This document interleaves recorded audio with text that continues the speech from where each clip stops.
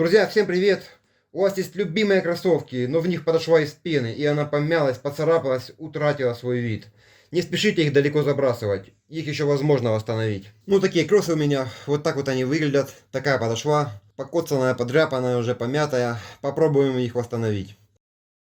Для этого нужен всего лишь утюг, ну и какая-нибудь тряпочка из более-менее натуральной ткани. Вот так просто потихонечку разглаживаю пену. Ну, понятное дело, что это не ткань, это пена. Придется прилагать небольшое усилие, в меру, конечно, чтобы хорошо пену разгладить. Придавливаю и разглаживаю. Эффект на лицо.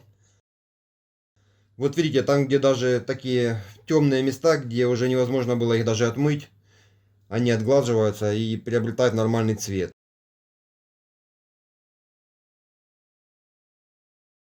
Ну и мелкие порванности, подряпанности от камней тоже неплохо изглаживаются, становятся ровненькие, гладненькие. В общем, минут 20-30 глажки, и ваши кроссовки преобразятся. В местах, где подошва постоянно изгибалась, да, вот на носке, к примеру, вмятины такие глубокие, их довольно-таки сложно будет разгладить. Они все равно останутся, но их практически заметно не будет. Ну вот так вот. Не знаю, что здесь за пена в этих кроссовках, поэтому для эксперимента попробовал гладить ботинки Native. В них точно пена Эва, я знаю.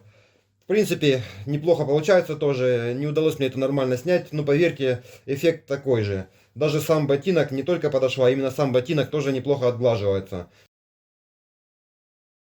Ну вот эти морщины, конечно, на носке, там где постоянно сгибается, отгладить будет сложно, они все равно останутся. Но такие мелкие помятости легко восстанавливаются.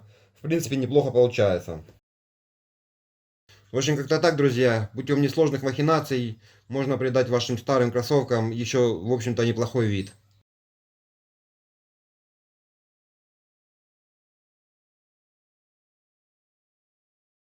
До новых встреч. Всем пока.